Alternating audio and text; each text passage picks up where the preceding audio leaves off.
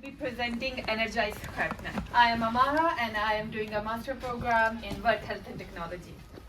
My name is Levi, Kamara, Zwannah. I have a background in informatics and computer science with emphasis on large-scale software system engineering and marketing and entrepreneurship. Currently a CEO of a startup in Kenya, and I'm doing some courses here. My name is Caroline, and I have a background in media communication and culture studies, and working background in project management and art buying. My name is Rebecca. I'm currently doing my master's at Stockholm University in international relations. My name is Hanna. I have a background, or I have a master in public health, and I have a working background in PR and communication.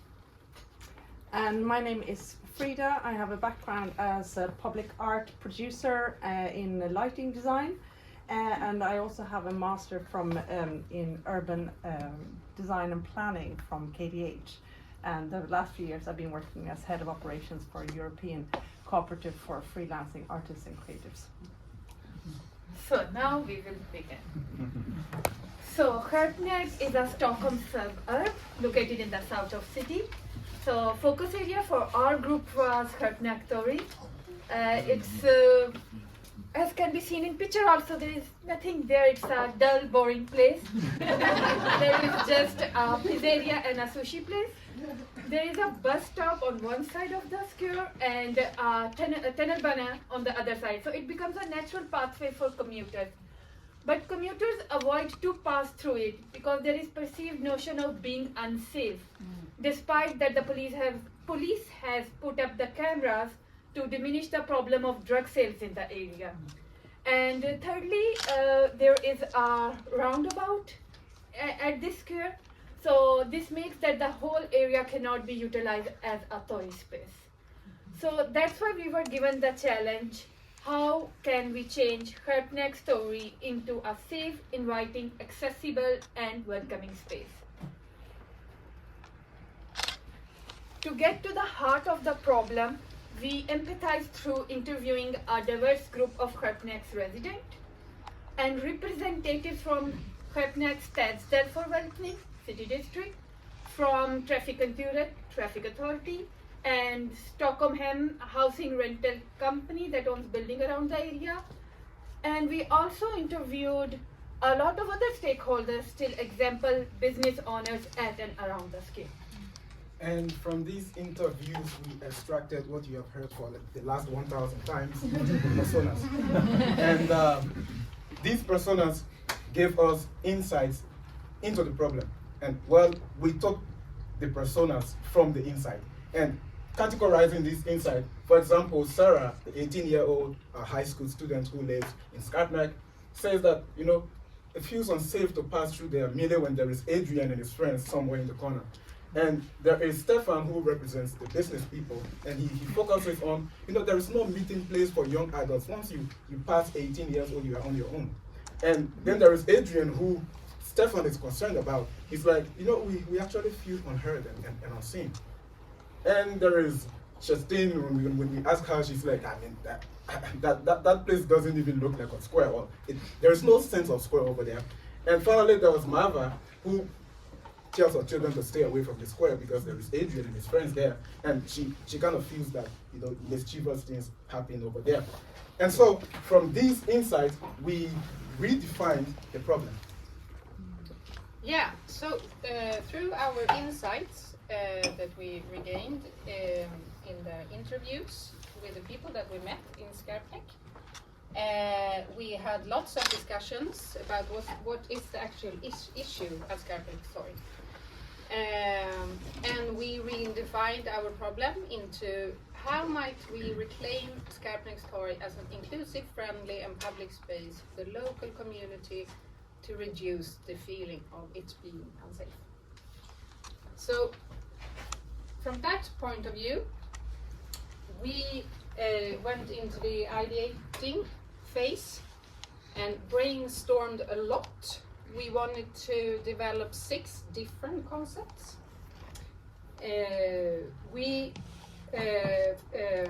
identified some basic needs that we wanted to have within all the concepts. And these were with our personas, of course, also in mind all the time, that the square is for them. So the basic needs are light, to light up the square in different ways, basic needs for comfort. There is no place to sit right now. It's actually just benches towards like a traffic roundabout. A reason to return, ongoing activities. We want people coming to use the square. Public involvement, engage the citizen of Skarpnäck, because it's really engaged citizens, community that we met. And it should work in every weather, all year round, so it's bring the feeling of safety all year round. All the concepts are developed from a car-free zone. So we have the dialogue with our challenge givers that we should develop the concepts without any traffic at the square. And so the concepts, different concepts are back to the future. I'm just going to go through this really shortly. This will actually bring engagement to the community to tell the story of like Skarpnäcks Torg's development, which is from the 80s, through, for example, an exhibition, a photo exhibition at the square.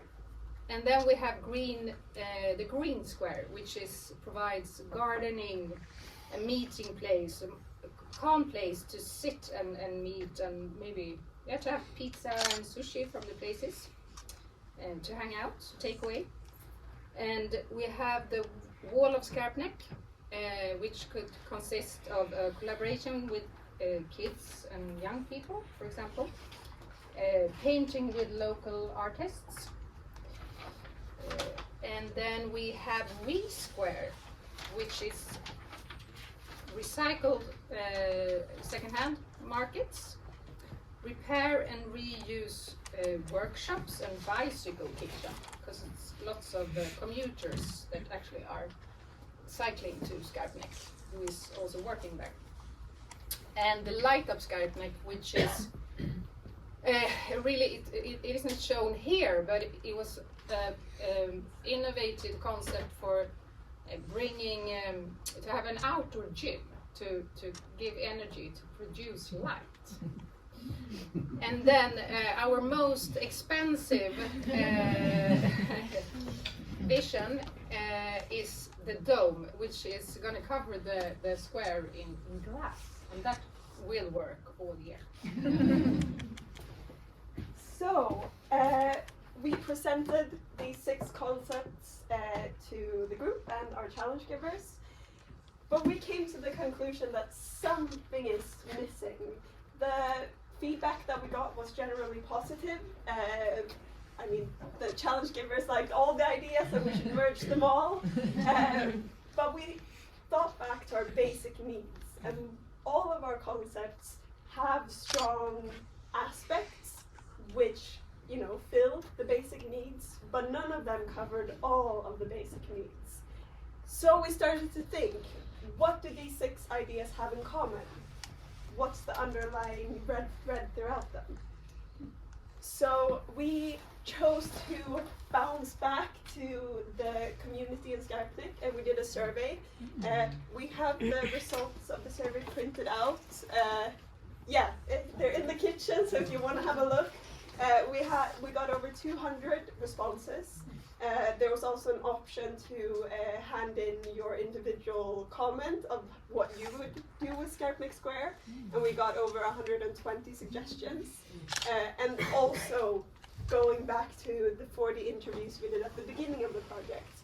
And our conclusion was that the people of Skarpnäck and their engagement are at the core of all our solutions, and a massive, it's very important to harness that engagement for the square. So therefore, our final solution that we're presenting is Energise Skarpnäck. We suggest a change, or not a structure, a method of communication where the change is through community-based creation. a participatory culture and placemaking as method, which we will get back to a little bit later. This is Energise Skarpnäck, a lively place year-round. We want to make the square a place for collaborative creative creation in order to reclaim the square with creative light or art installations, or maybe pots with plants that the community upholds, or maybe in the wintertime ice skating or other winter activities. We want to create Skarpnäck Square with the people who already live there and are engaged, for example, looking at the survey, in order to create a place with, not for, the people of Skarpnäck. And we decided to prototype this idea, and we went back to Skarpnäck to show the video and get some response. So we're going to show it now. It is in Swedish, just a warning.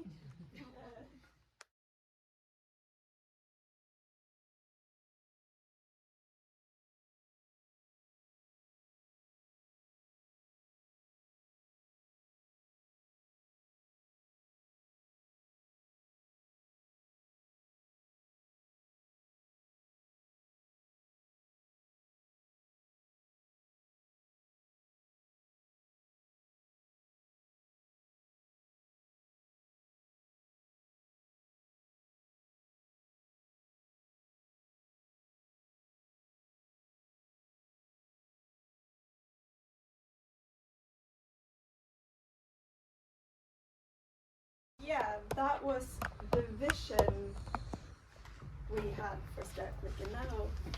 And well, back to the people. We already told you that there was an engagement. We could take the winter farm and drop it on the square and see whether the people would come there, but we know that doesn't work. And so we verified that there was the engagement. So this prototype that we talked back to the people was, can this really put this engagement to the square? So what did the personas think? Sarah was like, my friends and I will come here to have coffee. The emphasis is on the will, not can. It's not even a possibility, it's a will. And I mean, Ericzén is like, we chill there. And particularly interesting was Malva. She said, I like the way it is participatory and it is not only for the kids. And that was something that really stood out for us. And Shahzad told us, well, I could come here with my grandchildren. But you can see that we have the engagement, we have the square, we want to pull this engagement to the square. We know that this concept can pull the engagement, so how do we get there? Yeah, how do we get there? I mean, this vision, how do we even reach that? Rebecca was talking a little bit about placemaking, and that's what we're going to continue with as a process to actually reach the vision. Placemaking is a process focusing on the people and their needs, desires, and visions, which relies strongly on community participation. What does that actually mean? Let's see how that process could look like. Well, of course, you first need the people of Skarpnäck, right? And you need a place, which is Skarpnäcks Torg, to transform the square and create a new social and economic value to the square. Then let's talk a little bit about the process, which we actually need to reach the vision in some way. So we have the first define place and identify stakeholders. That's all about getting to know the place, talking to people, observing, and also evaluate the space and identify issues. What are the needs? What do people want? And then we come up with a place vision together with the community, the stakeholders. How do we want it to look like? After that, it's time for implementation. Often short projects, not costly. Just try things out. And the things that works maybe are ongoing, permanent. Others maybe just can be taken away. So this is an ongoing process. And I think that everyone here that has been doing design thinking you'll see similarities. Yeah. So what we have done is actually the first 3 steps of this. So the place vision was a video, for example. So how could we continue then with an implementation? Let's see.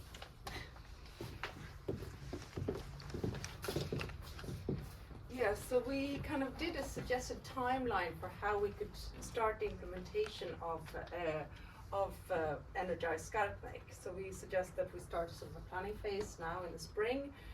We know that Skarpnäcks Stadsdelsförvaltning already has a plan to create a sommargågata. We see that Stockholm Stad has a lot of concepts that could be really utilized for this. So sommargågata is well used concept for Stockholm Stad. We also know lekgator, which is also a well used concept in Stockholm Stad. We have another one which is called Vinterplatser, which is also used throughout the city. So why not utilize those already existing concepts where there is a tried and tested methodology? So we suggest that 2024 is sort of a trial out for both sommargågata and then as the year goes on, turn it into Vinterplatser with some workshops with maybe in collaboration with Kulturhuset and the youth of Skarpnäck and so on, creating what could be there. So I'll go into that now. So what we suggest is that we have a first pilot, and this is sort of with the focus of creating the feeling of the square as a sort of a meeting place. So what we went through with the previous concepts is that we have the murals maybe on the ground, maybe on the walls. We have creative lighting designs. They don't have to be costly, but that they are created with children, youth, seniors in Skarpnäck. We know that the staff at the Kulturhuset are very engaged with this. We've talked to them, and they want to make. They really like that idea.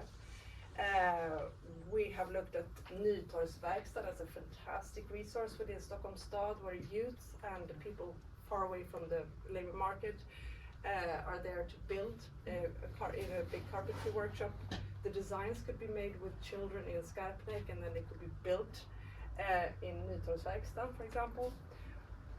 There could be like Adam's Cafe or any of the other coffee shops could maybe have some kind of like a food truck coffee shop kind of situation, and then some nice benches. So you have, and then you have activities on top of that, maybe flea markets and so on, to give it a reason to return. So all in all, sort of creating that engagement from.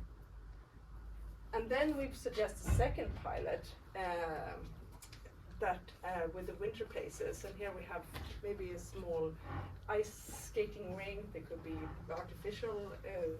an artificial ice, for example. And with the light, continuing on with the light installations that also in collaboration with Kulturhuset or schools in the area, to create light installations to have a light up, to sort of light up the square and to make it safer also as well. So you have this kind of year-round kind of activities.